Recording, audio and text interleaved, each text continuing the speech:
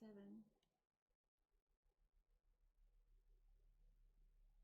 Oh, now it has 8. You're on Stormwind? Yeah, yeah. Hell yeah.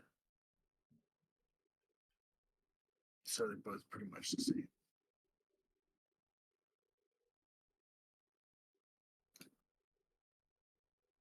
Yeah, the in-town threshold's got to be really low.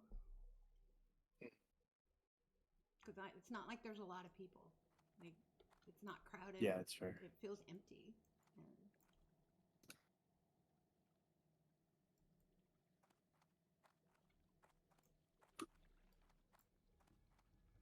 Which I don't like, you know? You don't want it to feel empty.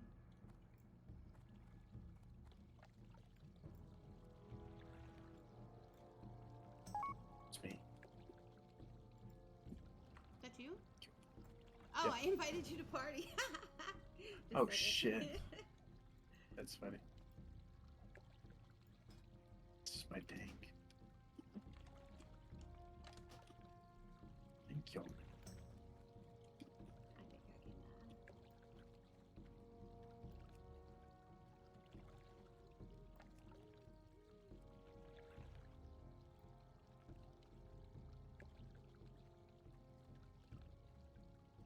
Oh my god, I have to scroll for days. That's as high as I can go. Thank you. Awesome. Perfect.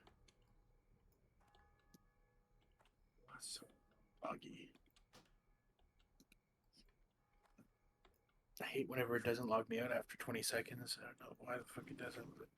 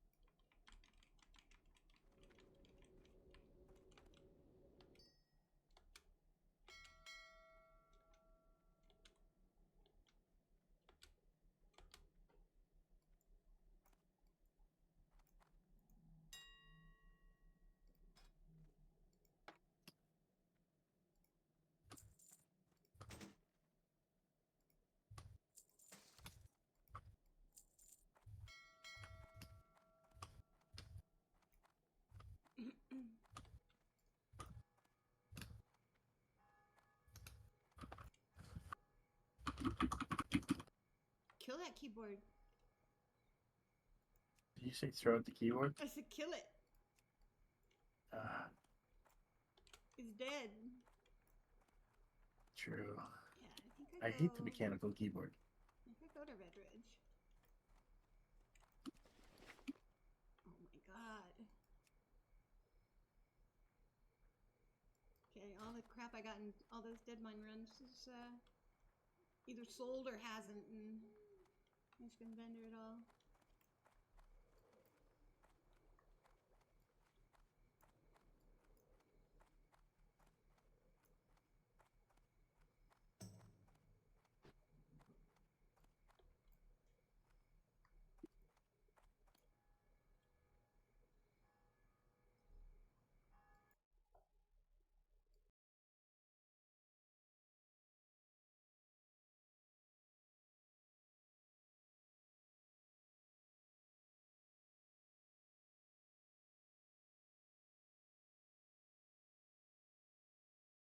Oh, he was making typing sounds. No. Okay.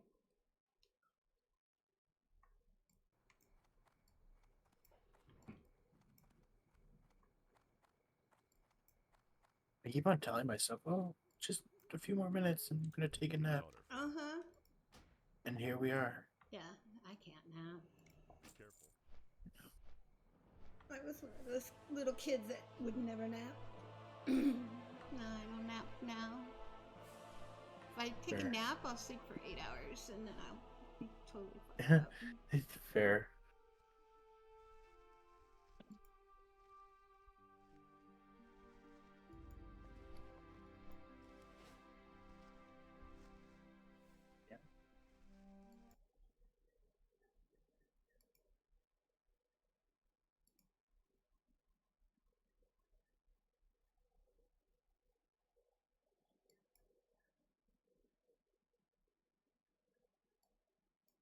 iconic. So we're rolling now. So tell me what's like the most iconic beats you've created. Oh, we're already rolling? We're rolling. Those are your Hey, cause. fuck it, we're done. How you doing? Hey. I mean, look, I've got not hundreds, but thousands of songs. Thousands, for sure. Thousands of songs. I'm told most often that most iconic or identifiable one is obviously still Dre. We got. I can't. Give me a little of that real quick. I want that. Let's see. Mine, big guy. You're cute. Yes, you are. You're clean. Yes, you are. Yeah. Now, if you watch my fingers while I'm playing that, if I was just like a fucking sterile, like just basic motherfucker, I'd be playing. Yeah. Okay. But I gotta play my video wanted game. There you go. Is that your cat or your dog? That's the cat. Super clean. Mine used to lay on my hand when I try and use my mouse. They're so inconvenient. Yeah, he'd lay across my wrist so I couldn't move. That's fun. He was like 18 pounds. He was fucking massive. That is a big cat. Yeah. Chunky boy. It's also my alt invited to guild. Oh, okay. My warlock. Speaking of cats, well, hello there. Yeah. Y'all summon mine.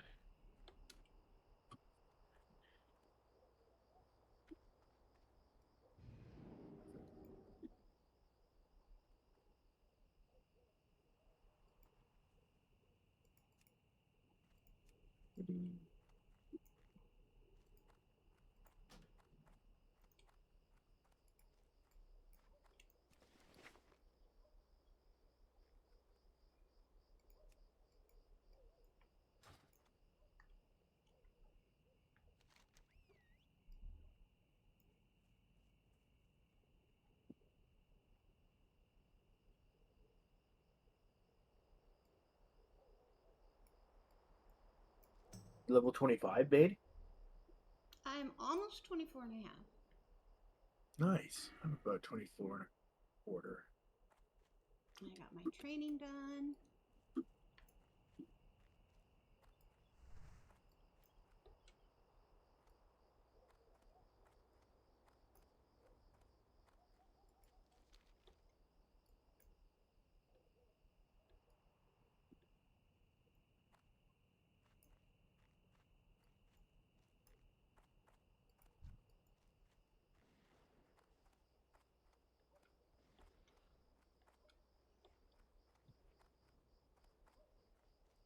I wonder if they fixed the move guild thing from the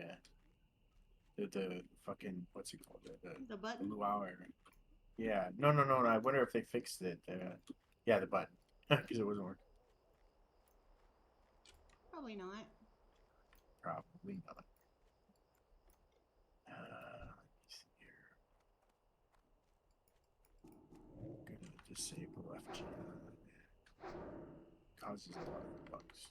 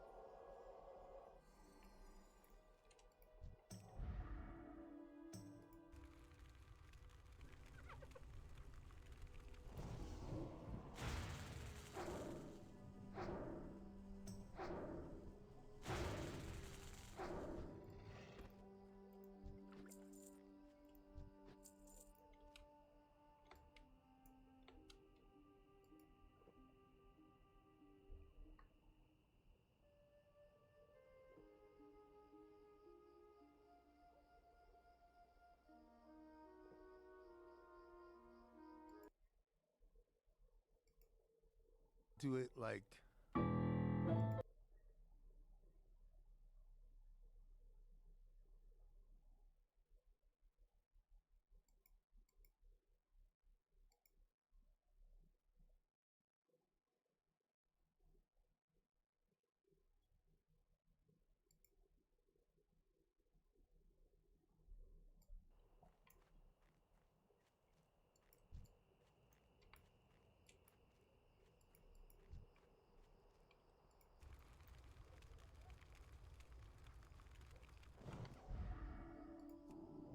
So you ran OMB before, and you don't have to comment on this. It sounds like you are very likely to run OMB again.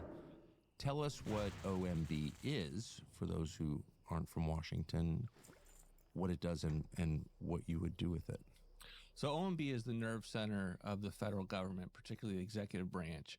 So it has the ability to turn on and off any spending within the Office of Management and Budget. Office of Management and Budget. It has the ability to turn off the spending that's going on at the agencies.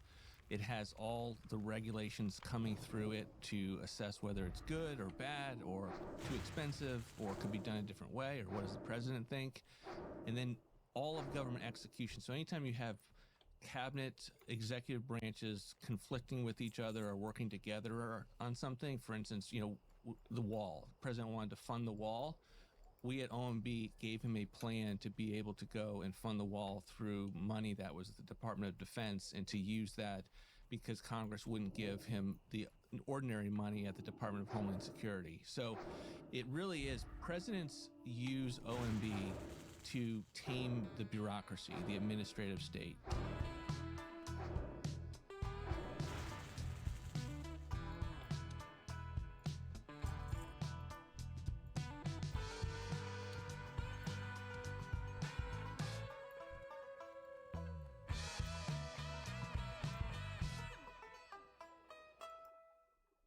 It was really pioneered, honestly, by FDR.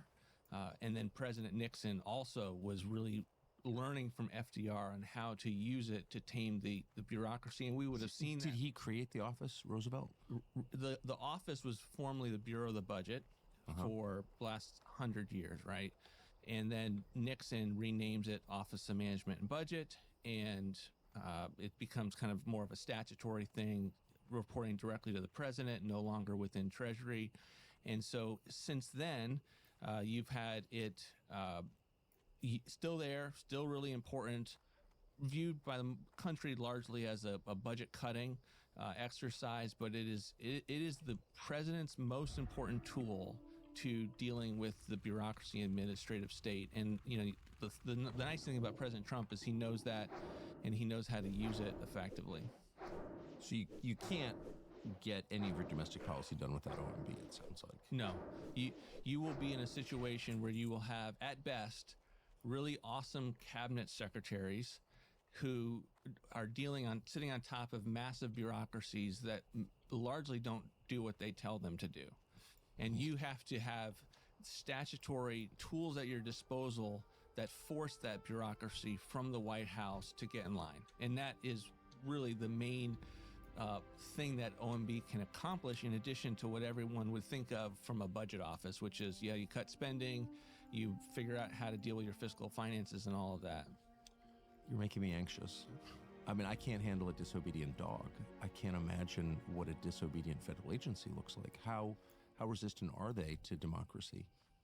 They're incredibly resistant. I mean, think about Ukraine, and the president in that first term wanted to cut off funding for Ukraine. Why? Because it's a corrupt country, and we didn't know how it was going to be spent. It's totally normal policy process to go through that the people lost their minds about.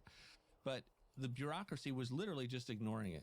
And quite frankly, his political appointees, like John Bolton, were ignoring him as well. And what we then did at OMB was, I had been personally told, look, I want the money cut off until we can figure out where it's going, and we cut the money off. And it was like all hell broke loose within the bureaucracy. Well, he got impeached, yeah. And so... yeah. And so you have the ability at that point to bring them to come to heel and to do what the president has been telling them to do. And we can do that in foreign aid. We can do that all sorts of places. It's kind of crazy. Everything you're saying I'm familiar with, but if you think about it, that's the end of democracy, because the only authority in the executive branch comes from the president and the vice president, also elected.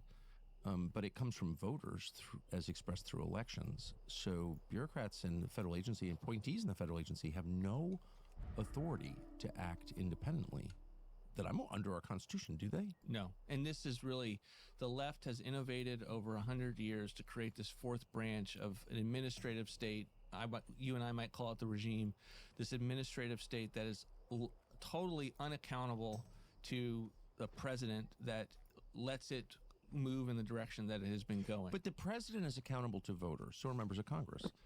And the system is designed that way. That's why we say it's a democracy or a constitutional republic, because the voters bestow the authority on their leaders. And so this seems not only illegal, their behavior, but unconstitutional. I mean, at the most basic level, unconstitutional, no? Totally unconstitutional. If you would have seen Woodrow Wilson bemoan our constitutional system, he would have wanted constitutional amendments. The left stopped talking about constitutional amendments because they innovated to this new fourth branch, which is totally different than anything the founders would have ever understood. The notion of independent agencies that think of and Congress has designed them to be divorced from the president, but even the notion of we're supposed to be technocrats and experts, and we don't have to listen to what you say. We work for, and I caught this, Tucker. People would say, well, we work for the office of the president. Huh? What? What is that? That it's a way. And where does it get its authority? They get their authority. They have essentially taken authority. They have no legitimate authority. They have no legitimate authority in the Constitution, but they are part of this fourth branch that I still believe reports in large measure to congressional leadership and in the K Street interests, right? You have very powerful interests that direct them to keep going in the direction that they want them to go. It's why these bills are written in such a way that they are anything, you could read anything into them, right? When Nancy Pelosi says, we're going to find out what the bill says, she wasn't actually being inaccurate. That's their strategy. They pass bills and then they let the experts fill them in, but over the phone, they put massive pressure on them to go along with their directions and their ends. And lo and behold, you get conservatives, Republicans that take office, and then you find that it's incredibly difficult to wield power to get them to deal with all of that muscle memory to get them to do what you want. And so you got to have statutory authority that a president kind of steps in and says, I am fully aware of where I sit in the Constitution. I am fully aware of the tools at my disposal, and I'm going to use them on behalf of the American people because I just want a massive agenda-setting election, and I'm going to go do what I said I would do. That's democracy, correct? That is democracy. That is not oligarchy. And when they say we're going to preserve democracy, we know that they have been meaning all they want to do is preserve their kind of amorphous oligarchy administrative deep state. I don't think that's an overstatement at all. I mean, I just think I don't even see the counter argument against what you just said. So let's just, if you don't mind, walking us through what happened in the example that you gave, Ukraine. So you just said the president comes into office in 2017 and says, why are we sending all this money into Ukraine? Where's it going? There's no audit. We don't know. It's the most corrupt country in Europe, one of the most corrupt in the world. Maybe we should find out. We don't know. Okay, we're cutting off till we know. I think that's what you said. Mm-hmm. And the agency's like, no, we're going to continue to fund Ukraine. How do they do that? They ignore the president, and and officials ignore the president. And I think one of the things you'll see in this next Trump term is policy officials, his political appointees, that are not looking to get out of what he has clearly told them to do. Right. So let's assume that issue is solved. But at the bureaucratic level, the issue. I think what you're saying is, let's assume that he appoints people who agree with him and will do what he asks. Correct. Okay. So, for instance, my staff was part of what we call the policy process, right? Where you would go and you defend and you would articulate what you're trying to accomplish. And we had put the hold on the Ukraine funding. And my guy goes to all of these meetings, and he's like literally the only one in the room that wants to do what the president has asked him to do. Everyone's kind of just ganging up on him. And that is, think of that often for all of our political appointees, they are surrounded by people that have no idea about what the reasons and the agenda that the president has been put in office, and they're just bombarded with reasons of how can you do this? What are you thinking? Did you know that this is, you can't do this? Most of the time that's not true. And so you have to cut through all of that and to have the courage of your convictions and, quite frankly, Tucker, the know-how to have read the law, to Exactly. get in the granular details yourselves, to not be staffed by the people working for you. This notion that you can just come in and preside is not true. You have to be in the weeds and to drive these agencies to be able to fix where we have, the undergrowth and the muscle memory that we've had for decades. So why can't you so if the president says, again, to refer to your example, I don't think we should be funding Ukraine, I'm elected, we're going to cut this off. If Congress wants to fund Ukraine, they can go ahead and do that, but the agencies are not going to fund Ukraine. So why wouldn't you just fire the people who disobey, who try to subvert democracy? You've got to know how to fire them, and there are tools to do that, and the president was innovating in that space himself with what's called Schedule F, of essentially saying, if you work for me in your policy, a career official, think your attorneys who are writing regulations, then we're going to create a new classification for you, and you are going to be what most of the country is, which is at-will employee. That's where we're headed, but there was also ways that... Wait, why? I don't understand a system where a president, any president, Obama, Biden, Donald Trump, comes in and doesn't have control of the executive branch, because constitutionally he does have control. So like, how come you can't fire them? Why is it just not as simple as saying you're fired? It should be, and this is one of the mountains of the administrative state. This is how they have built their institution, by essentially having it be incredibly difficult to hire and fire employees. And so I'll get another example. When the president decided to take money from defense to build the wall, we had clear legal grounds to do it that Congress had given us. It's called transfer authority. And I told this to the Hill, and obviously this was controversial. It shouldn't have been controversial. Congress had given us very clear transfer authority. I must have had at least 3 times someone relitigate that decision from the career staff who work at OMB. Are you sure? Are you sure? I think we should oppose. I think this.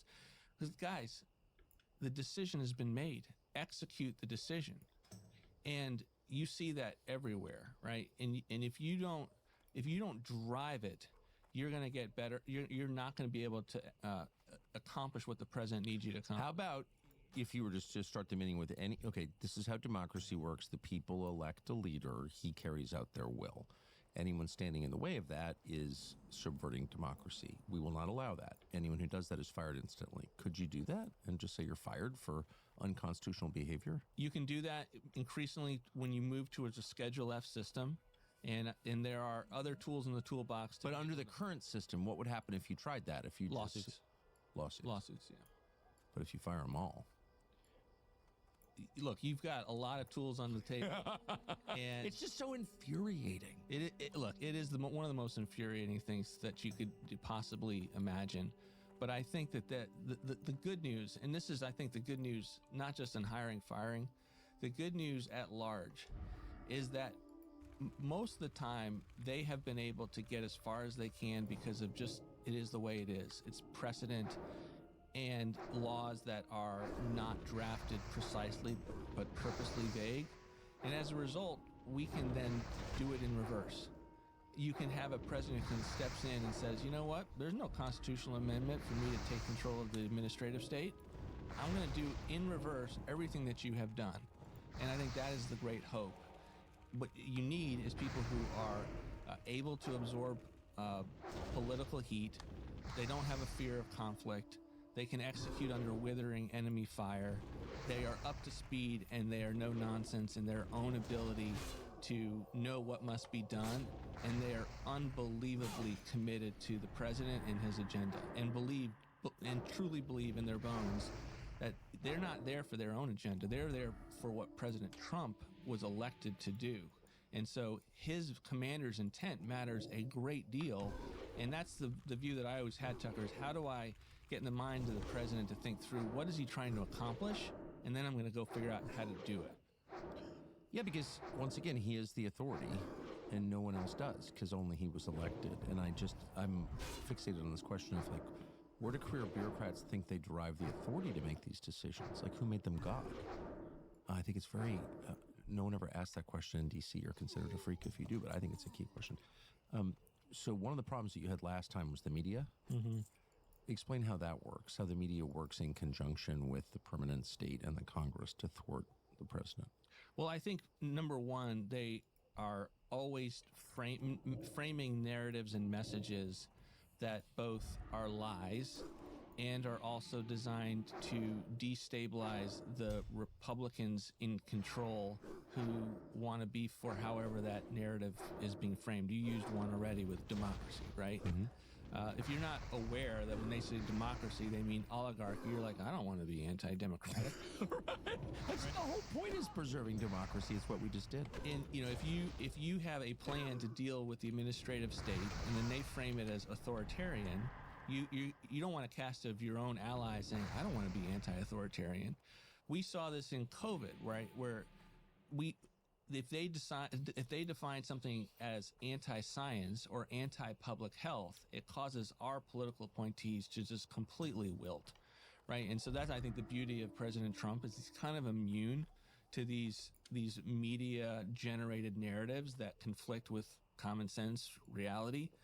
That, I think, is the main one, because that is controlling the skies from a military standpoint, right? Like, that is their ability to shape the conversation in such a way that it makes it very hard. Number two, they're obviously working in conjunction with leakers and individuals with know-how to know, when a hold has been put on Ukraine, to be able to send that and have it explode in the public arena. And so you have to prevent leaks. You have to govern well from the get-go to be able to manage all of that as best you possibly can. But I also think there's an opportunity there, because they will report on conflict. They will report on confrontation. And when they do that, you can get the word out as to what you're doing. At least you can get the word out on shows like this and in the new and developing ecosystem. Well, that's kind of it right there. I mean, that was the basis of my question. I do think things have changed, right? I mean, if you still care what the New York Times or Washington Post say, or Ken Delaney at NBC News, like, I hope you're not working there. Right? Do you think anybody still cares what they think? No. The whole ball game has shifted, right? Like, I don't even know why you would do many of these interviews at all, because if you can't get, you've got to be able to get your words out without just complete combativeness. I think the best example is, remember the Caitlin Collins interview with President Trump. I mean, it's just constant interrupting and misuse of lies, actually, right? And so, like, that's the kind of thing that you're up against. But you can shape them. You can, particularly the print media, and I think there are, I think it's important to at least attempt to do that. But you have to make the measure of the person that you're dealing with, and sometimes they're just, they're complete activists themselves. Do you remember when Democrats used to refer to abortion as something that should be safe, legal, and rare? Well, they've changed their view on that. It went from a right to a sacrament. This isn't the pro-choice movement you may remember from 30 years ago. This is something much darker. And that's why we have joined forces with Preborn. They're a sponsor of the show and of our speaking tour, to do something about it. It's the largest pro-life organization in the United States, and they are doing what they should do, which is speaking up against this atrocity. Killing babies after birth? No one seems to have the bravery to call that wrong, which it is, but Preborn is calling it out. Their networks of clinics are positioned in the highest abortion areas in the country, and they've rescued 300,000 babies. When a woman considering an abortion searches to end her baby's life, Preborn is there. The power of ultrasound, combined with the love of God, doubles the baby's chance of being born. A single ultrasound costs $28.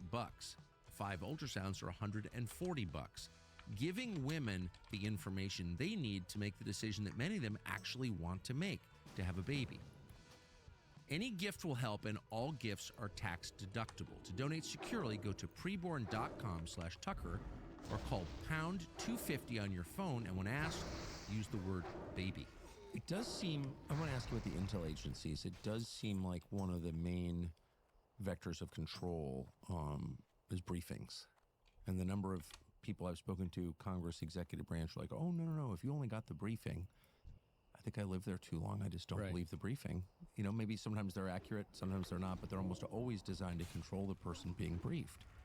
Did you see that? I did, and I've very rarely ever learned anything particularly interesting in a briefing.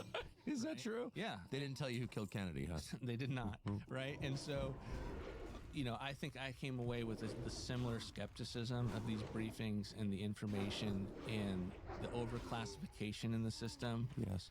They classify everything, and you're really reading this thing, and you're like, you realize that's all just normal stuff that's out in a congressional research service. Yeah, it's on Twitter. Right. So, and so, like, so I think that's a huge thing that we've got to fix, you know, overclassification in system. But I think they both create this environment where it's very exclusive. They are trying to bring you into their kind of priestly role, so that I saw the briefing. If you had seen the briefing, you would be okay with us not having a FISA warrant requirement. Exactly. Right. You would be okay with us just another $100 billion for Ukraine. We can't have Ukraine fall. None of it is rigorous analysis. And honestly, I think that's the biggest thing that I was bemoaning, is the extent to which rigorous analysis that I thought would be there wasn't there. What do you mean by rigorous analysis? I don't expect people to agree with me constantly. I want well prepared memos that have a conviction to them. Yes. And then support them. It's not; these are not like, I'm going to plant the flag. Yeah. And then we can just say, okay, who's right, who's that, who has better supporting. No. It's like, I'm going to give the blob an exercise to report on something, and the blob is going to kind of like it's not a Google spreadsheet, but it's going to all be an interactive Google spreadsheet to just spit out something that is a consensus document. And you're reading this thing and you're like, this makes no real claims other than to affirm the narrative that we just talked about, right? So what's the point other than to preserve the status quo? At that point, the point is just to know what the intelligence community is writing on, because you're not going to learn anything from it.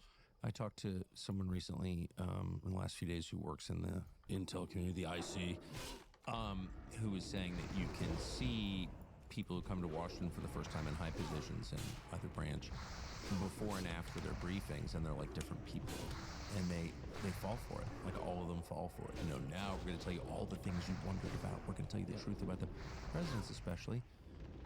Seems, as you said, immune from this, and he's done it before. But this person said you should see how much they change, like deep inside, once we lay the bullshit on them. They're not the same. Have you noticed that? Oh, I've seen it. You know, I think part of the problem, and this is endemic of not just the IC, but we don't read enough in general. We don't have our own convictions. We don't search for understanding ourselves. And so you have people go in and they're like, I kind of need this career staff to tell me what to think. I don't want to look stupid, right? And so that has killed us on our side of the aisle, the conservative side, to say, we don't have people that are driving policy and bringing their own opinions and their own history. And so they are susceptible to feeling like they still believe that these people have an authoritative stance on things, and they don't have enough skepticism that, in fact, the emperor has no clothes, right? And that is and you've got to bring that perspective in. They're weak inside, is what you're saying. A lot of these people. I do think that's the case. And I, from the standpoint of the IC, the other thing that they would do is they would keep you from being briefed, right? The briefing, we've already discussed of what the brief is, and sometimes like what President Trump is saying, I'm not going to necessarily get the brief, right? But I would find that I wasn't read into certain things until they needed my signature. So once they needed some reason to get my signature, then all of a sudden I get this brief, right? And that's not the way it should be. If you're trying to provide oversight and accountability, you don't know what you don't know, and so you have to be able to have the whole entire landscape of things that you could. That's interesting. That we should do something with that. President Trump wouldn't like that, and I find that was very restrictive unless they needed me. And so I basically said, look, you are not getting my signature unless you get me briefed up. And I want access to all of these things that I need to be able to provide oversight for the federal government. And one of the things that we did, Tucker, is that since the rise of OMB, that ability to turn funding on and off, had always been done by a career individual, not a political appointee. And so we changed that.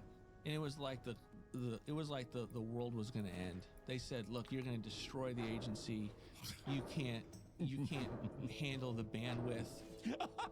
You can't handle the bandwidth. The chaos will be unmatched. And we changed it. And next thing you know, everything's flowing across our desk. Oh, that's interesting. We're not doing that. It was just amazing. And if you don't know and have that thesis that says this is what must be done, you could be the most incredible conservative in the world. You could be the most policy consistent person with the president, but you don't know how to put your hand in the glove and use that agency for the president's behalf. The president's not going to be able to be well served at that agency. I saw David Ignatius, who was a longtime water carrier for the CIA. I don't know if they're paying him, but they should be, because he does their bidding and has for decades at the Washington Post. And I heard him saying yesterday that we can't have Tulsi Gabbard at DNI, Director of National Intelligence, because it will cause, quote, chaos, because the intel community doesn't like her. And basically he's making the argument that we should not have civilian control of these agencies because the agencies won't like it. Just say it. That's what you really mean. Well, I think that's basically what he's saying. Yeah. So that's, again, that's dictatorship is what he's describing, but he used chaos as kind of the threat. Mm-hmm. Okay. But you've been there. If you really did everything that was needed in order to root out the corruption that defines our government, you would cause some chaos. Mm-hmm. You would, wouldn't you? It will certainly read on the papers like chaos. Right? Yeah, that's good, fair. As to what just is normal good government behind the scenes, managing, pushing through whatever. I think it can be done very wisely and done in a way that anyone who had a bird's eye view into that would be able to say, that's exactly what we put this administration into office. But yeah, you're going to have to kick over people's paradigms. You're going to have to kick over people's turfs. You're going to have to change people's understanding of things that they have invested their whole life into, a view of the world. And none of this is, their views of the world isn't rooted in the Constitution, and in some cases any version of the facts. But that's gonna cause a lot of turmoil within these bureaucracies, and you got to fight through it. And then they're gonna overlay the aspect of, oh my gosh, you guys are racists, and you guys don't care about us as people. You're gonna have to deal with that too, right? They are, one of the arguments that they're using in the press against me right now is they say, he called for trauma within the bureaucracies. Yeah, I called for trauma within the bureaucracies. The bureaucracies hate the American people. They want to put a 77-year-old, and did, a 77-year-old Navy veteran in jail for 18 months for building 4 ponds on his ranch to fight wildfires. That's not the Department of Justice, that's the EPA.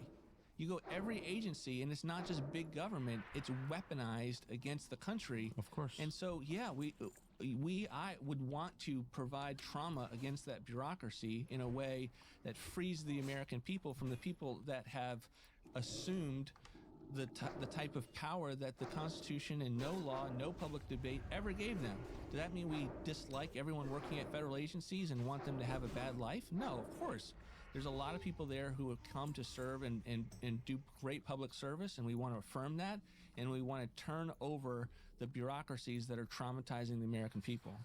Yeah, and the outcomes are terrible, and they're terrible because it's corrupt. That's why it doesn't change. And the DC metro area is the richest in the country, and they don't make anything. So it's just like that's the most obvious marker for corruption I can imagine. Tell us about what congressional confirmation hearings are going to look like for Trump's appointees.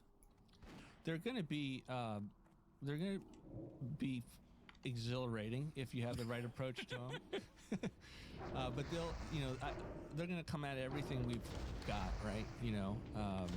Or everything they've got with what they are able to put someone in the dock, and that individual is going to have to face the balance of wanting to defend everything that they have done in life and belief, and at the same time, the thing that's a little hard about it is you're no longer yourself, right? You are yourself, but you are also going to do a job for a person. So what I think about a particular issue doesn't mean as much as what the president thinks That's about correct. something like that. And so it is a different thing than coming on and doing an interview about what your viewpoints on a particular No, issue. that's exactly.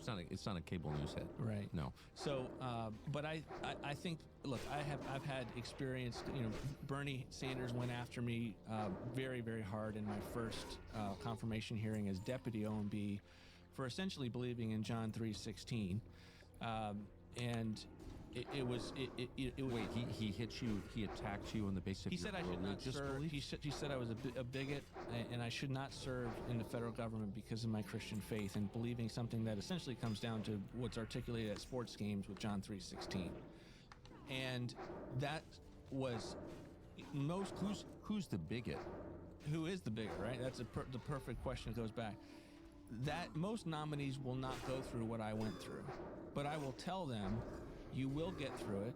You will get to the other side, and it will be the most freeing thing in the world. You will come through the end of a process like that, and you will. I find it to be at that point exhilarating, because it prepares you to take on enemy fire. What are they going to? What are you afraid of them calling you bigot, racist, Christian nationalist, authoritarian? If you are not afraid of these attacks and you give them no credence, no credibility, then you will be able to get through these things. You will be able to convince enough senators, and you'll be able to serve, and you'll be served more effectively. But the bright lights will be on in these confirmation hearings. So, how much of it is like theatrical, and how much of it is real? Like, so you go into a hearing like that, your confirmation hearing.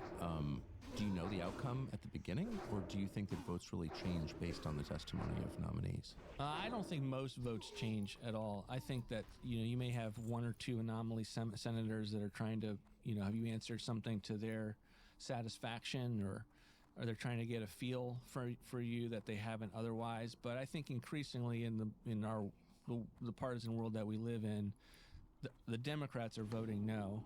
And it's a matter of making sure you've convinced and you've brought in the. So you get no. I mean, what's interesting. I got no Democrat votes. But the Republicans are always voting for the. I mean, Lindsey Graham will vote for any Democrat. Sorry, I'm not going to put you in an uncomfortable situation, but there are plenty of Republican senators who are liberal Democrats, effectively, and they vote for all kinds of nominees. But you don't see that on the other side. You never see that on the other side, and they have an appreciation that they have to attack our people at every level, because they know that every level is the stepping stone for the next level. Exactly, right? So they don't make us say, "Oh, this is just like the under." Yeah, exactly. We're opposed to that. That guy will be secretary someday. Correct. Well, you're, I guess, a perfect example, aren't you? Well, certainly the first term, right? I become deputy, and next thing you know, Mick goes to the chief of staff, and so I have an opportunity to serve as director, and so that is.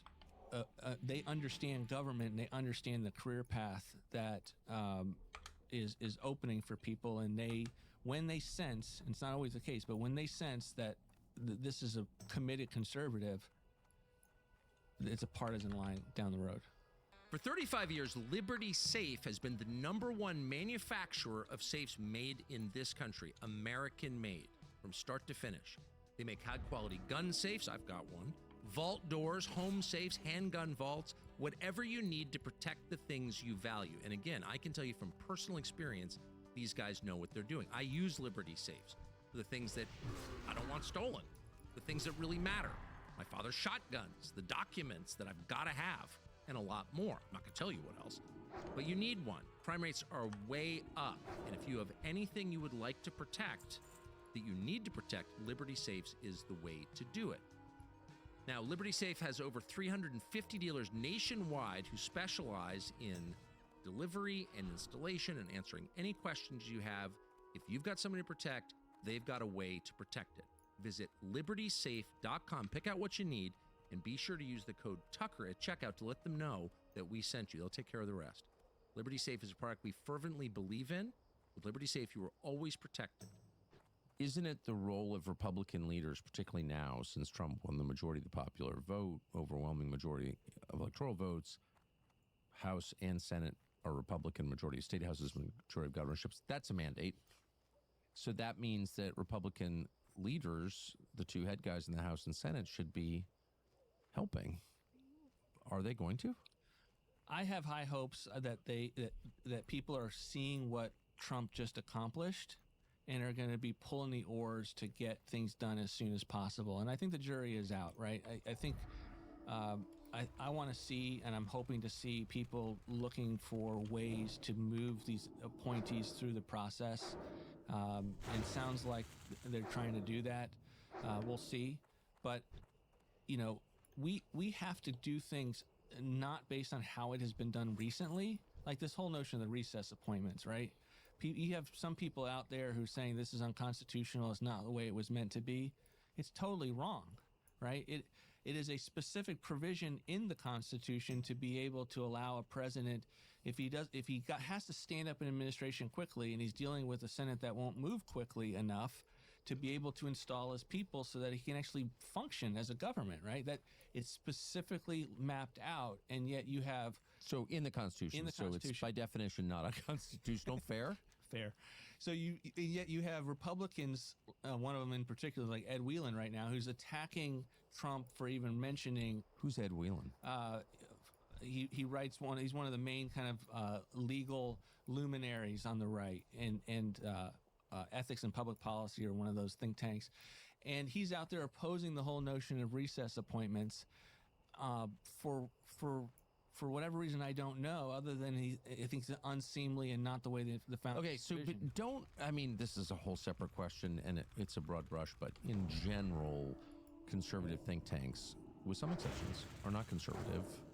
They're tools of the left and sort of repositories of broke down people with no other job prospects. Why would anyone pay attention to them? I think they should increasingly not be, right? Yeah, and by the way, there's some good ones that I love Kevin Roberts at Heritage, and there are good people in some think tanks for sure. But in general, it's like the world of Jonah Goldberg. It's like, who cares what you think? They only matter to the extent that people in the arena listen to them. Right. And that is increasingly they're not being listened to, and I think that's part of one of the reasons why they're so up in arms about it, right? I mean, that's National Review itself that's what is phenomenon. National Review? That was a magazine in the 50s. Right. Right. So, and I think but my point is the extent to which people have opposed Trump and the America First agenda, I think ultimately is a loss of power, because they didn't get to set the agenda. They don't get to be the traffic cop.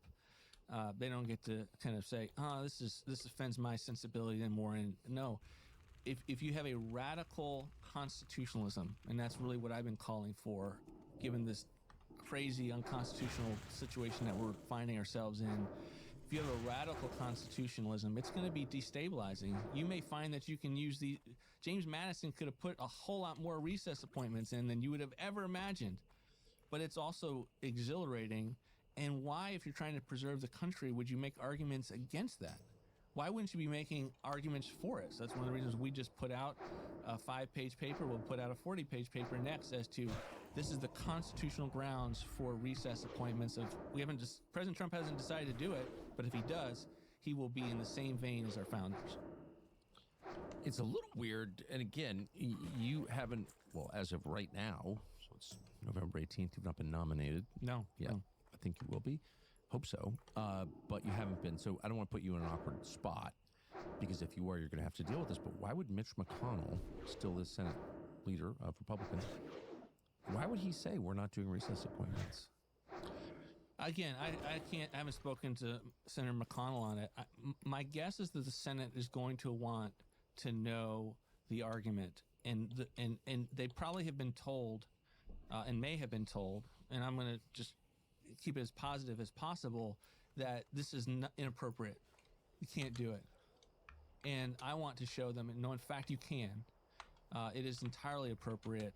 And to win the argument. And then if you win the argument and then people are like, no, we don't want to do this, then it's a different matter, right? It's like, it just kind of reveals that they're not actually on board with those particular nominees going into office. And that's a different issue. So I think that we don't know yet to whether, will the Senate have an issue? I mean, to some extent, the Senate knows it has an issue because they couldn't move these nominees fast enough in the first term because the Democrats were filibustering everyone, right? And so, and by the way, a lot of these hearings, and you read the history books, and people got approved by the Senate in a day. Like the system wasn't meant to be this slow, and it has been bogged down and slowed down. And we'll see, Senator Thune, Majority Leader Thune, will have a chance to put his own imprint on the Senate, and I want to see how he does. Yeah, I've got, high expectations, low hopes. Hope I'm wrong. It'd be one thing if the outcome was positive, if the country was thriving. You say, okay, the system's dysfunctional, but you don't really need a lot of change right now, so that's fine. But the outcome is not positive at all. It's total destruction of the country we grew up in, so got to fix it. Why would you want to enter back into this? Well, I've always said the last 4 years I would never want to miss out on another chance to be at the president's side. I find in him to be someone who's so uniquely situated for the moment.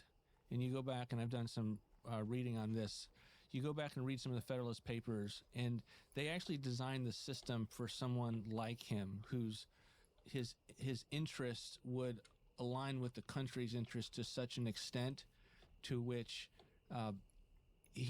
it actually works. Like separation of powers is meant to have strong, opinionated, convictional leadership that go as fast as they can and hard as they can in their direction, and for the system to then have true separation of powers, right?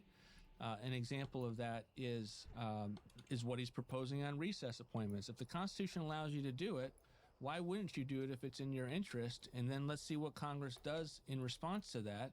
But that's real separation of powers. It's not like this kind of fake, fourth branch administrative state where none of it works and it's all kind of cartel behind the scene, where all you get is kind of different parts of each of the branch coming together almost as a blob. And I think he's so unique in terms of being a historical transformative person that we can actually save the country, and that's really what it comes down to. The hour's late. It's 11:59. It's not too late, but it's really late. And this isn't an election where you can just have seesaws. We'll be up and you'll be down. No, if we don't win and he's won an electoral mandate, now it's time to actually execute. If we don't execute, we may never have this chance again. And so you have the president who's ready to go. Now you need know-how people who can do that and do it with the attacks that are coming, and they will come, right? They will come hardest at the people that they believe are the greatest threats. And but that's what the president needs. The president needs those types of people, or he's not going to be successful and the country won't be saved. And I think that it's incumbent on those of us who have that skill set, who have had the experiences we've had. We're put here for a reason. We're here because God has given us a particular purpose for a particular time, and it's incumbent on us to be responsible with those moments that we're given. So I don't know what the future holds. I don't know if I serve or if I continue at my center to be championing the ideas that he's working on. I'm happy with both of those scenarios, but it's incumbent on us to give everything we can to be successful in this moment, because I don't think we will get another moment like this. And if you doubt how serious the opposition is to the public, not just to Trump, but to the majority of the country that voted for Trump, they're trying to leave him with World War III on the way out. Yep. I can't imagine a more desperate or evil thing for Tony Blinken, who I think is desperate and evil, in my view, to do. Leave him with a war? A lame duck president trying to start a war with the world's largest nuclear power, Russia. But what do you make of that? It's incredibly insidious.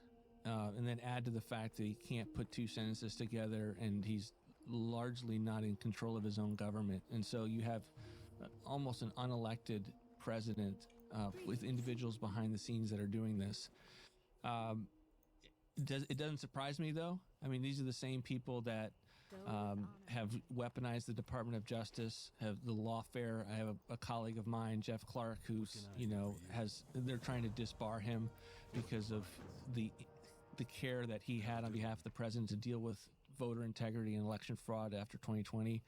And so the system has thrown everything at the warriors that are on the field. You're seeing that with Tulsi. You're seeing that with Matt Gaetz. I mean, why is all of this stuff being thrown at him slanderously? Can I just say, I thought, I'm sorry to digress, but since you mentioned Gaetz, we don't accuse, look, DOJ leaked that he was a child sex trafficker, okay? So at that point, they have a moral, I would say, legal obligation to charge him for child sex trafficking and prove it in court. And if they can't, shut the F up.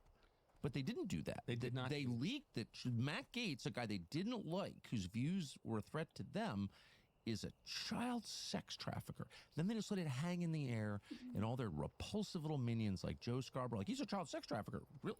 You want to live in a world where the secret police can just slander you through the media? Like, I read in my Bible this morning that you don't believe something unless 2 or 3 people are witnesses and say, and there is none of that. In fact, that's Mosaic law right there. In fact, the weaponized Department of Justice said we don't have the proof to pursue these allegations. I know. And so then you read in the story. But they accused him of it. They accuse it. They make the case. The reporter read it this morning. And then they say it should be known that Matt Gaetz denies that these allegations has occurred.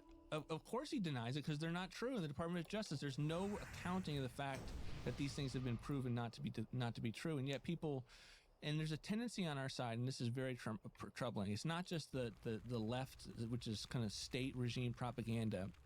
There's a tendency on our side to believe that if there's smoke, there must be fire. Why do we do that? Why does our side, why does Republican congressmen, Republican senators believe that where there must be smoke, there must be fire, only because this person has been a confrontational, courageous, convictional leader in a true generational talent, I might add. So what the last point is indisputable. That's just a fact. I mean, Gaetz is the most articulate member of Congress. It's like that's not even close, right? So they hate him for that because he's a danger. My explanation, of course, I've noticed that Republicans believe most of what they're told. Part of it is, I think there's an IQ gap, if I'm just being honest. Part of it is they believe in the system, and Democrats just don't believe in the system at all. They don't believe in any system that curtails their power, basically. But Republicans really believe in it, to their great credit. And so they're like, well, it's the DOJ. I mean, it's kind of corrupt on the margins. You know what I mean? There's some bad apples, but most of them are really great. Really? Why haven't the great ones resigned? Right. I don't think there's any evidence they're mostly great at all. I think they're really dangerous, heavily armed. Maybe that's the answer? I think that is fundamental. It's twofold. I think the left is made up of revolutionaries. For sure. Right. And they're Marxist. If you've read Witness, everyone knows that, right? Like that's not a new phenomena. It's become militarized over and over. Witness was written in like 1955. So correct. yes, right. So now what that looks like is not someone who's like a behind the scenes spy. Now that looks like, some of their members of Congress, right? Like an AOC. They're Marxist revolutionaries are voting in Congress. So that's their side, and our side doesn't really grapple with that. We don't make every decision realizing like that's what they think and that's what they're doing. So I'm not going to listen to what they just kind of chit-chat conversation. I'm going to govern and make decisions based on what I know they are pursuing. Know your enemy. Secondly, we do have trust in kind of the media and the institutions like Tony Fauci can't be lying, right? He can't really. He must not have been doing gain of function research if he said he wasn't. He's Tony Fauci, right? Like that's what we were up against, and It's totally true. And that is the wrong approach. You got to have a skepticism of all of these people, and their institutions and their bureaucracies. Okay. What needs to be done? And just I mean, I'll shut up. I'll stop with my stupid editorial comments. You just go through the top 3 or 4 things that you think this incoming administration, which has a rare mandate, should achieve in order. I believe that there's a lot of policy issues downstream, the border, inflation, wars across the world. All of them are downstream of one reality, and that is the American people currently are not in control of their government, and the president hasn't been either. And That's so correct, man. we have to solve that. We have to solve the woke and the weaponized bureaucracy and have the president take control of the executive branch. So my belief, for anyone who wants to listen, is that the president has to move executively as fast and as aggressively as possible with a radical constitutional perspective to be able to dismantle that bureaucracy and their power centers. And I think there are a couple of ways to do it. Number one is going after the whole notion of independence. There are no independent agencies. Congress may have viewed them as such, SEC or the FCC, CFPB, the whole alphabet soup. But that is not something that the Constitution understands. So there may be different strategies with each one of them about how you dismantle them, but as an administration, the whole notion of an independent agency should be thrown out, particularly with the Department of Justice, in which there's literally no law. All it is precedent from the Watergate era, that the Attorney General and those lawyers don't work for the president. And Well, who do they work for? they think that they work for themselves. They think that they are. So they have the power to kill people just because they awarded themselves that power? They have the power to kill people. I mean, they believe that they have the power for all of the prosecutions, and that the president doesn't get a say in any of that. And that we have to go at that as hard as we possibly can, whether that's the military. We have a whole military industrial complex of generals, and Tommy Tuberville kind of exposed this last year with a fight about life, but it really became a fight about whether we have essentially a military that is not subject to civilian leadership. So you can apply the concept of destroying independence at every agency. I even saw it in aspects of OMB with regard to who gets to make the decisions on statistics, right? Like there are little pockets of independence that have to be we got to remove those, right? They're unconstitutional. Number two, would you include the Fed in that list? So I am not a huge fan of the Fed. I can't look at the Constitution and the massive decades-long decisions that they have made totally undemocratic and see that is a place where there deserves to be an exception for I don't even understand who controls the Fed. I mean, and where does their authority come from? God? Are they speaking directly to God? Like, what is this? No, because they're wrong, and they've been wrong, for decades, right? Right. Now let's go to zero interest rates for 11 years, see what happens. And see what happens. So President Trump hasn't run on that, and so I'm not going to speak. But I'm just interested as you've looked into the question of what authority does the Constitution bestow into whom? No, and to give you an example, if you go on if you were watching news, you're going to have seen in the last 2 years ads saying oppose the Fed's regulations on bank capital, right? Well, who are they supposed to call? They're not calling their congressman. Congressman has no power. The issue is like the call to action is against the Fed. Well, sorry, you're kind of out of luck. What's the lever we would use to influence the Fed? There is no lever, right? And so they have existed with this notion that they have this priestly ability to make decisions. And in fact, I don't actually think they're that good at it. I think people like President Trump are in fact better at it. And there's no reason that they should be exempt from the normal democratic process. And if Congress wants to come along and pass rules that says, this is how we want the money supply to go, all of that is in their purview. But I think, this is not some exception to the rule. Doesn't mean in any way that, President Trump has any interest in doing anything in this area. But I don't think it's the exception that proves the rule on independence being something that is important downstream to the CDC, the NIH. I think everything that people like Bobby Kennedy have been running on and others is about, no, you're not some priestly role. You are politicians yourselves. You just don't have to face voters, right?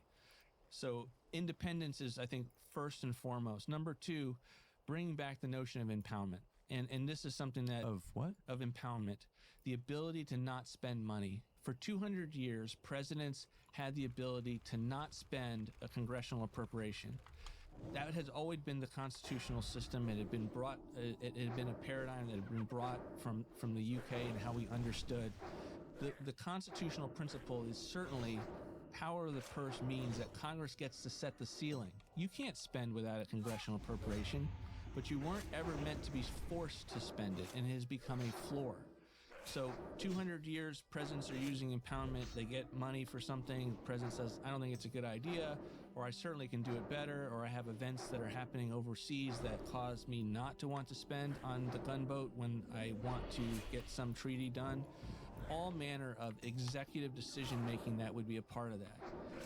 In the 1970s, at the lowest moment of the presidency, Congress steps in, and to some extent the courts, and they passed the Impoundment Control Act, which was really the Impoundment Elimination Act. And from that moment, they had destroyed separation of powers on spending, on fiscal issues. But it was beyond that. It wasn't just about dollars and cents. It was about control of the bureaucracy. So that law effectively meant the executive branch, the president's agencies, have to spend every dollar they're sent by the Congress. Correct.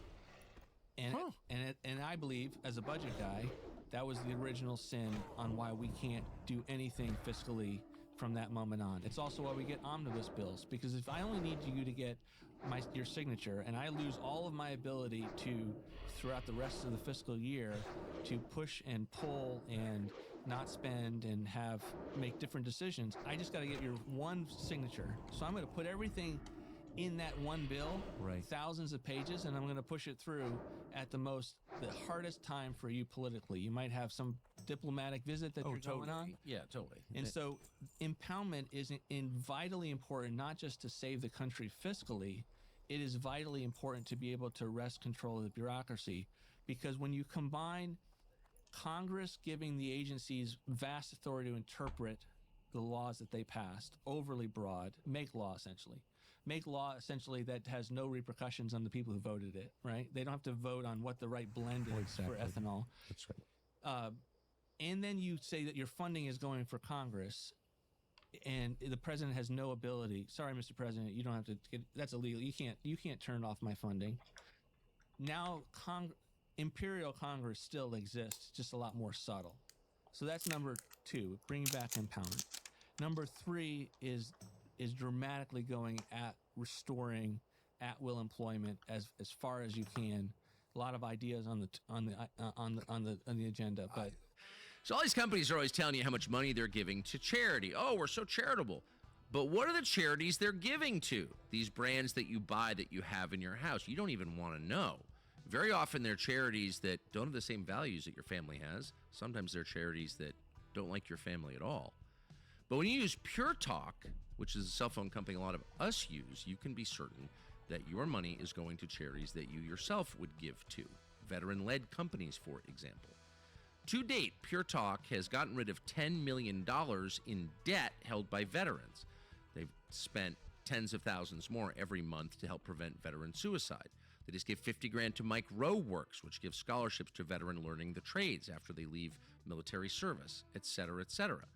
So you've seen companies, once again, we're not going to name names, Bud Light, but that do business with lunatics. Again, charities that run contrary to your worldview, that despise your worldview. But with Pure Talk, you don't have to worry about that.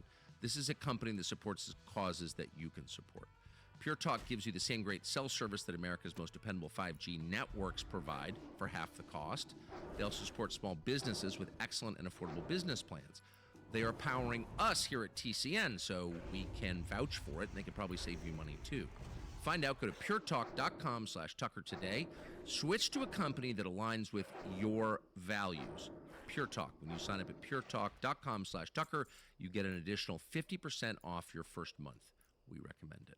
Can we just go back to impoundment Yeah. really super quick? So what was the idea during Watergate of forcing the president to spend all the money the Congress sends him? Like, why would you want that?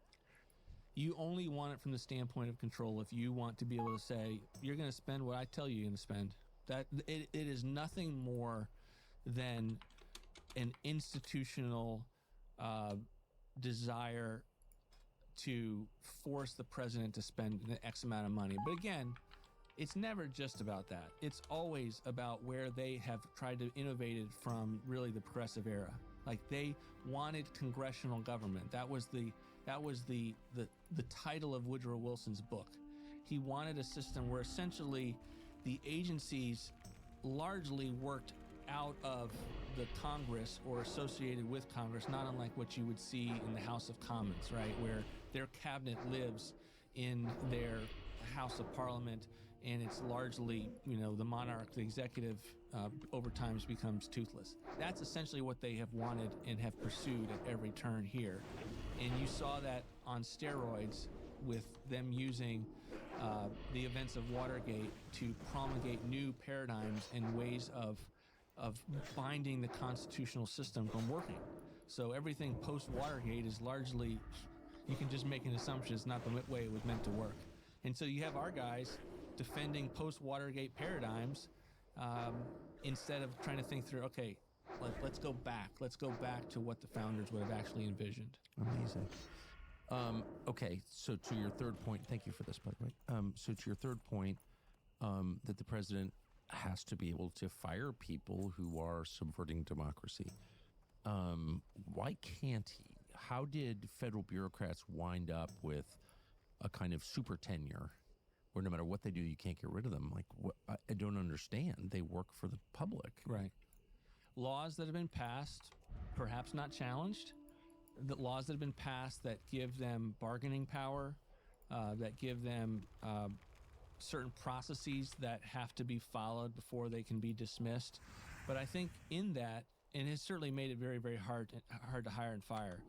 The current system needs to be changed, but it also can be used to deal with these same kind of actors if you're willing to do it. And I don't want to get into all of the tools that are available, Right, no. but they exist. One of them is the reduction in force. I mean, you can, and Vivek has talked about this. I mean, you can proceed on the basis of what is good for the efficiency and the effectiveness of the agency to be able to dramatically lower at a macro level the size of the workforce.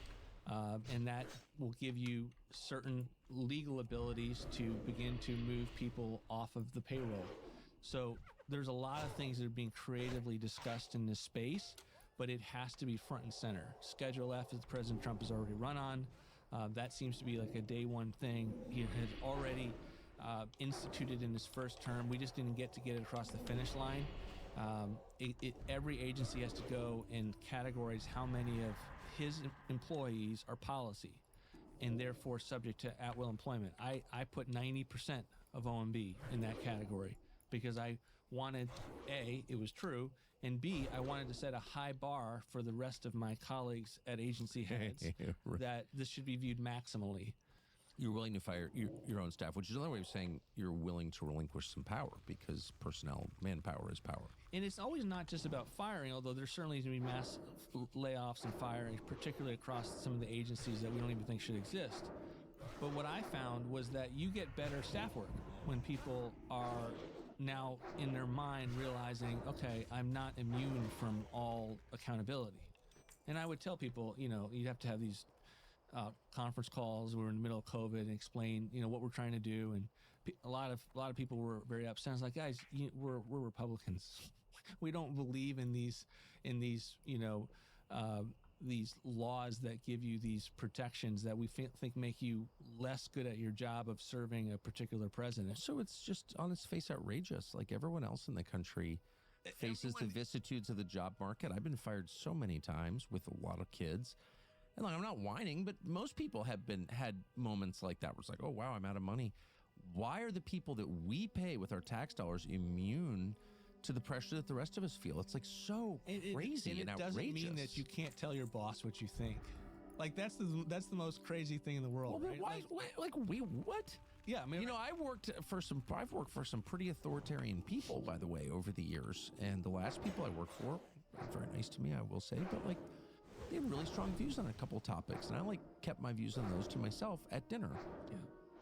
They're my bosses. I mean, I don't really understand like how does an entirely separate set of rules apply to our employees, the public's employees, our housekeepers? This is how I think of them. They work for us.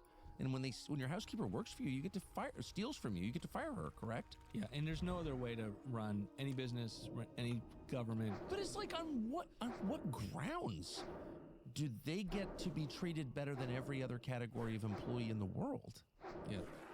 And they're also some of the suckiest employees. As the son of a federal employee, I can tell you, some of them are great. Most are not great, sub-great, which is why we have so many contractors running federal agencies, correct? Totally. And that's... Why is Deloitte, at NSA? Right. No, because most NSA employees suck and they don't come in because of COVID. They take 3-hour lunch breaks. They're not effective.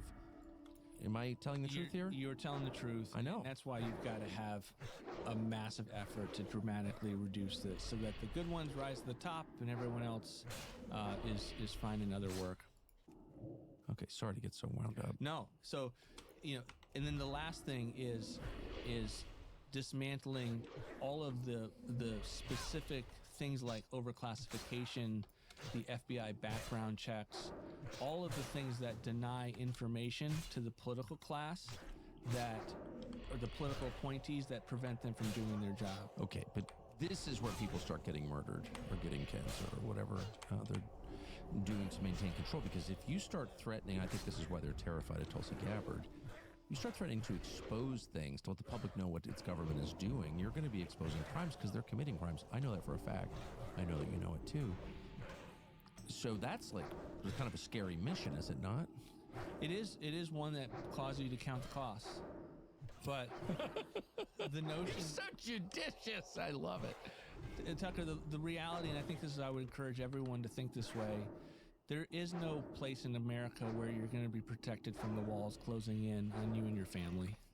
And the only extent to which that may not be true yet is Kevin Bacon's degrees of separation. You don't have someone that's immediately in proximity to the FBI raiding their house or being the victim of lawfare. I mean, I know 2 people very, very closely who have been in jail. I know, me too. 4 people that have multi-million-dollar lawsuits. And so they're coming. And the only way to stop that from happening for people that are in this community trying to rebuild from a storm or run their coffee shop, the only way to keep it from happening is for those of us in the political arena to stand tall and unabashedly and to lean forward no matter the costs. And that's the moment that we live in. And so it's not meant to be provocative.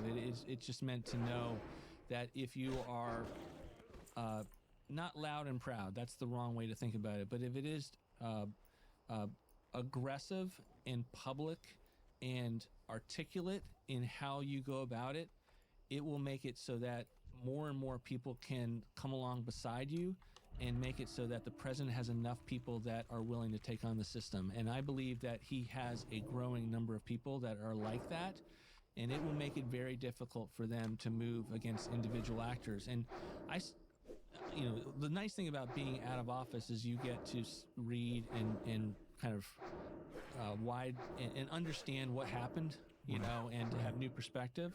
And I'm just blown away by the number of people that they went after individually, like wounded individuals, and we never heard about them. I didn't hear about them until after the administration. It's true. Adam Lovinger, Mark Moyer. These are individuals that blew the whistle on corruption, and their agencies conspired with their political appointees to make them go away.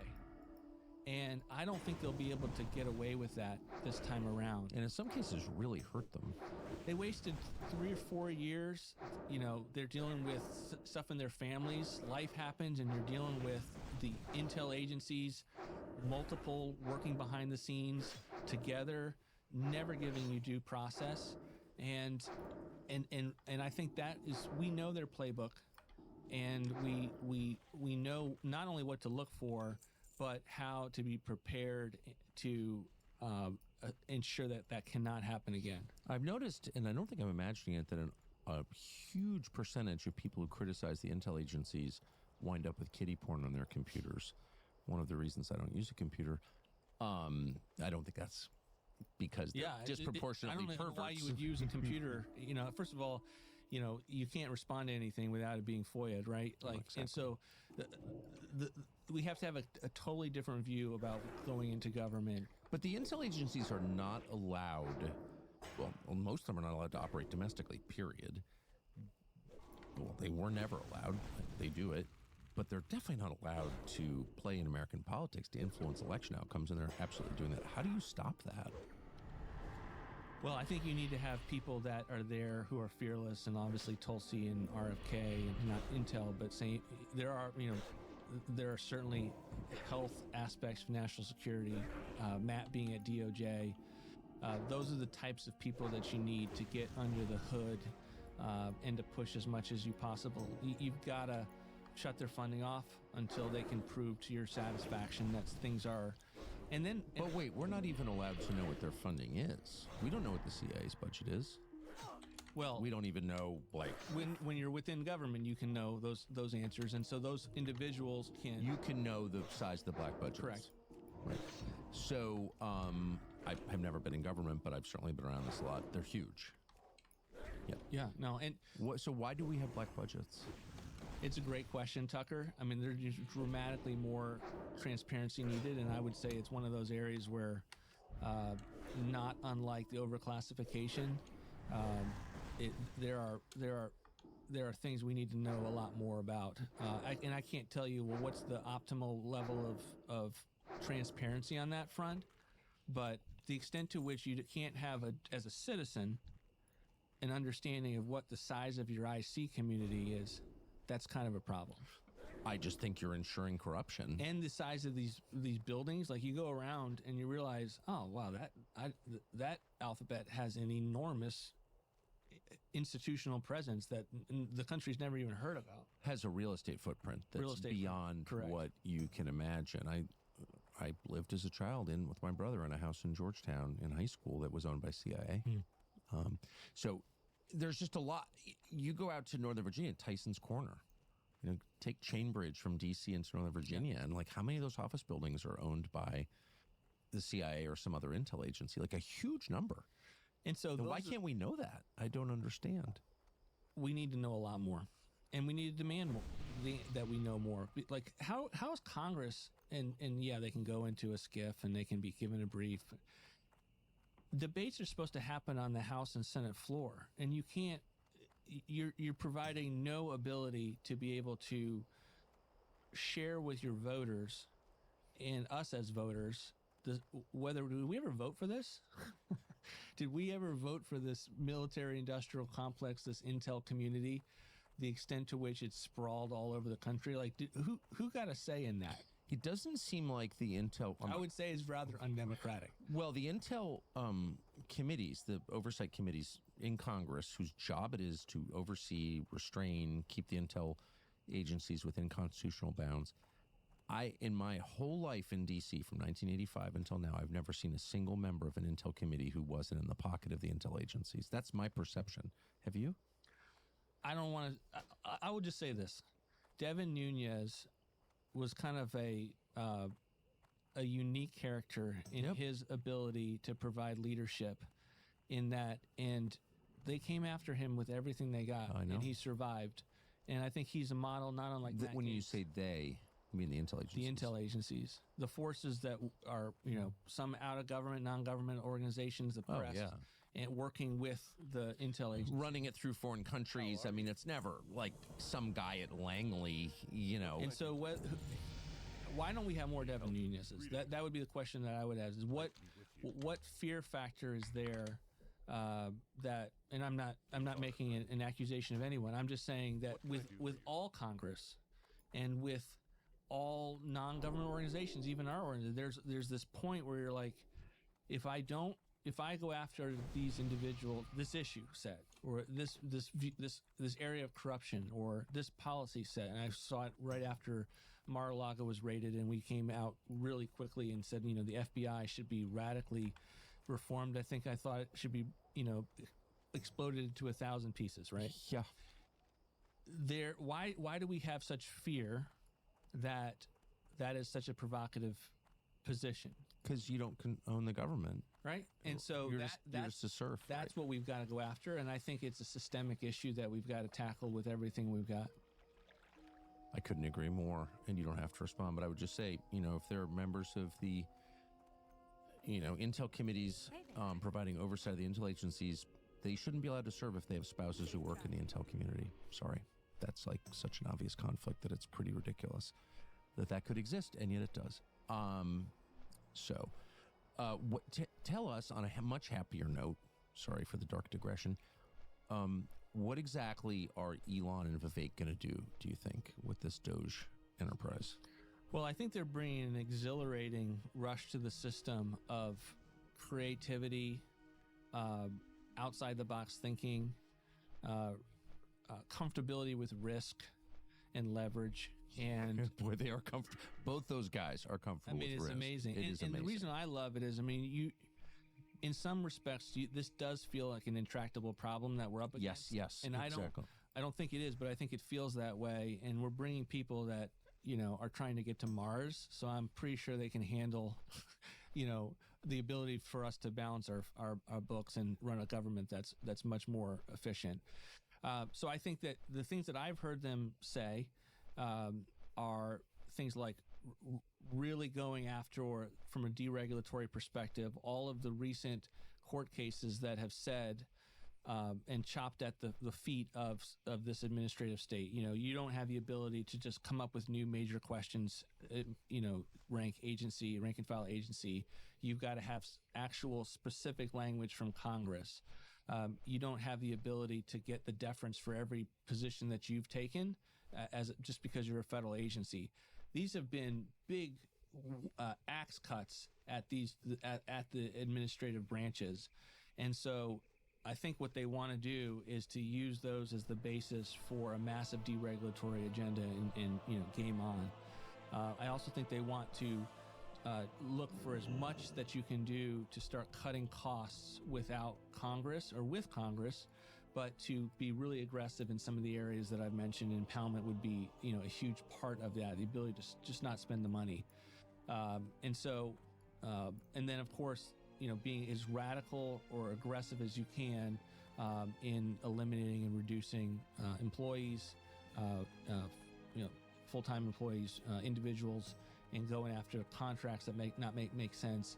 So I think that's where they're headed, and I think it'll be an enormous boon to the country. Can you do it so neither one of them is going to become a federal employee himself? That's my understanding, correct? That's my understanding as well. I mean, they're not. I'll just say that. So how do you do that from outside? Well, I think that they will be working with the agencies that do this. I think they'll be working with OMB, whoever's in that role. They'll be working with Treasury, who's ever in that role. And they will be rallying the theory of the case. I mean, I think ultimately that's what's most needed, Tucker, is a specific theory of the case about what can be done. That's right. And then you give it to the people, and hopefully that's been a two-way conversation, but you give it to the people that are on the president's executive team and his administration, and they run with it. And then you've got Doge out there providing a political support for what must be done. I'm Tucker Carlson for ALP. Now, as you know, the FDA requires us to warn you. Well, I'll just read you the warning. Quote, warning, this product contains nicotine. Nicotine is an addictive chemical, end quote. We're required to tell you that by the federal government. But we don't shy away from that. It's addictive. And there's an upside to it. Yes, nicotine is an addictive chemical. That is true. There are a lot of things in life you forget. Your car keys, your wallet. One thing you're never going to forget is ALP, because nicotine is an addictive chemical. You may forget to put your shoes on in the morning. You may forget to kiss your wife on the way out. You may come home and not remember your own dog's name. But one thing you're not going to forget is your ALP. Why? Because you're addicted to it. Because your body will tell you, hey, better bring your ALP with you. And you will. I do. I'm never anywhere without my ALP. It's by the side of my bed when I go to sleep. It's there when I wake up in the morning. It's in the front pocket of my pants as I head out into the world. ALP is always with me. It's on the desk as I do interviews. Everywhere I am, ALP is, because it's an addictive chemical. That's exactly right. And we're not afraid of that. We're not ashamed of it. It's addictive in the same way that air, water, and sex are addictive. They're so great and you want to do them every day. Thankfully, it's easy to have ALP with you at all times. Just go to our website, alppouch.com, and never be without it. Nicotine. Yes, it's addictive. That's why we like it.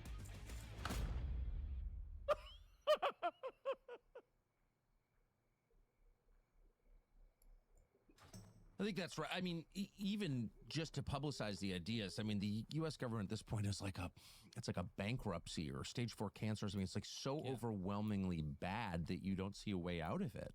At least that's how I feel when I assess it from the outside. Like, how would you even fix something like that? I mean, we haven't had any spending reductions in like 20 years, right? Like, but we're bankrupt, right? But we're bankrupt, and there's just this notion that nothing can be done about it. We still pass $100 billion Ukraine checks. Is it like, even if you thought it was a good idea, like, you can't afford it. Like, you never have the affordability conversation at all.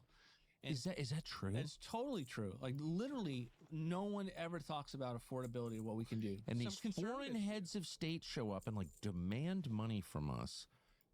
And nobody ever says, you know, I like your country, or I don't, or whatever. Or I think you've got a good point, love to help you, but we're just out of dough. Like, nobody even suggests that or dares think that. Like, what is that?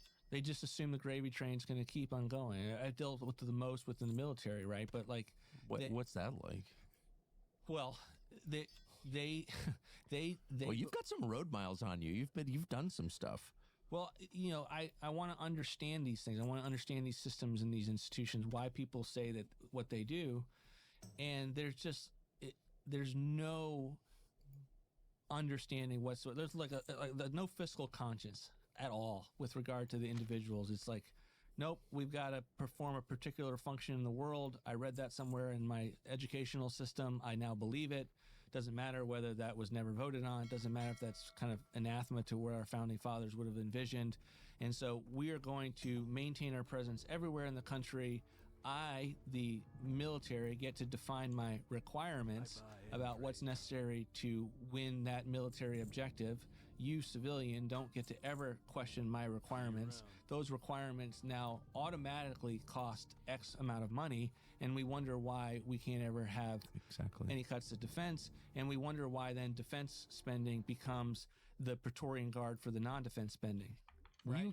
Okay, I know what you're talking about, but will you flesh it out a little bit, because I think you've hit on one of the keys. So for what we have been unwilling to cut any non-defense spending, the bureaucracy, which is the, quote, discretion